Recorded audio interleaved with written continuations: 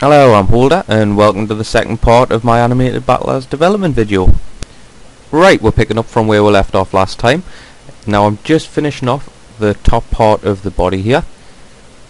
Now it is important to keep the same shape of the shoulder consistent with the previous pose, and you'll also see that I'm bringing the center point of the outfit more to the left. This helps to show that she has actually turned. There isn't actually much detail on her dress, so this is the only part of the costume where you can show something like this. As I've said previously, we're going for like an elegant pose, so I'm trying to make her right arm extend out, and you can see that by the shape of the other shoulder there. And I'm going to start extending the arm out, trying not to keep it straight. It is difficult to do this. I know a few people have said they have trouble actually creating the arms, but I'm going to hopefully be able to show you how to do that. Now the sleeve is quite loose, so you would be able to get more of a shape on that, and then moving out onto the hand, trying to get some actual shape onto that rather than like a clenched fist. It can be tricky to get this right. You may be going backwards and forwards, tweaking it here and there. Now the other arm, just extending that down with a slight alteration to its direction to show more backwards movement. Just getting a quick base colour on there, just to show that it is the arm in the background, which I touched upon last time. It doesn't have to be perfect at this point, but there we go, just trying to highlight the hands. Now for the fingers, you can use like the highlights to show where the fingers are, the thumbs are. Just going back, trying to get the shape of the actual hand. Now it is good pointer to actually look at your own hand as well, see how that would form that shape. It's not as detailed as drawn would be, but you need to, rather than having a straight line going straight across, get a bit of dips. Now if it is going to be a straight line that you're using the darker shadow colour would help to curve that slightly. Just making some changes to the actual front part of the dress there. Again, showing movement and things like that, and obviously getting rid of that black dot there, so it actually shows that the arm is connecting to the body. And right here, just trying to get the basic shape and length of the arm itself, just so it doesn't look like she's got one arm longer than the other, because they both are pretty much fully visible. You could actually literally put your fingers to the screen and guess from there, copy and paste one arm, turn it, change the shape of it. And again, just getting the hand right. Now this is going to be a clenched fist, but you are going to be basically highlighting the back of the hand to show that it is a big bulk of skin just there. Again, just extending the actual dress, the sleeve of the dress down, sorry, and then setting up the hand for the highlights, like I was saying, to highlight the top of it there. Now that's basically set up and ready to hold the actual weapon, so we're going to jump to the previous frame where I've already drew out the weapons.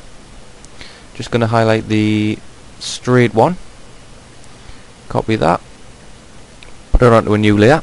Now I always do try and do weapons on a new layer, just in case I want to make any alterations, because like I always say, you're not going to get it perfectly right first time. It does have a bit of background colour, so I'm just going to get rid of that. Go back to my pencil and the normal size, highlight it, and then drag it down over the top of the hand. And this does also help as well, because obviously if you've made the hand too small, it's not going to wrap around the weapon, and you'll also see if you've made the hand too big, it wouldn't look right. It'll actually like smother the weapon itself. Tip, just make the new layer for the other hand that's going over the top, draw around the hand, and then any details on the inside. And there we go, and apply that and make them both visible. You can see I can actually move the weapon around now for where she actually holds it. Again, you don't want to make it look like a hand's slipping down the weapon, or the weapon's actually slipping out of her hand. Now I'm not too happy with it being actually straight, so I'm going to try grab another shape of the weapon. Again, just create a new layer, make the hand layer invisible, get the sort of position right where our hand's going to be, just double checking that, yep, so that's going to be where it is, moving it, that's perfect. And now obviously I've brought over a lot of detail, so I'm going to drop the transparency on that layer, right clicking for the white so it's easier accessible, and then get rid of any background colour that's there. Just trying to keep shape of the weapon itself. Now obviously a lot of the detail of the weapon's lost there, not the detail really, the angle of it. I believe it's 2 by 2, so just leave the part of the hand in there just to go over later and fill that in. You know, a lot of the time it would just be a quick bigger brush, wipe over with the transparency colour. You would sometimes miss certain parts, so I like to make sure that everything's gone there, probably why it does take us quite some time, but I like to make sure there's going to be no odd pixels lying around or anything like that I didn't actually want. Just getting the shape of the layer there. Now this is good, like I said previously as well, to do everything on a new layer, just because obviously any mistakes or anything like that you make, and if you want to go back, reference, grab another part, it's there for you. Quick erase on that, all that colour, because that's all that was left. Re-enable the transparency on that.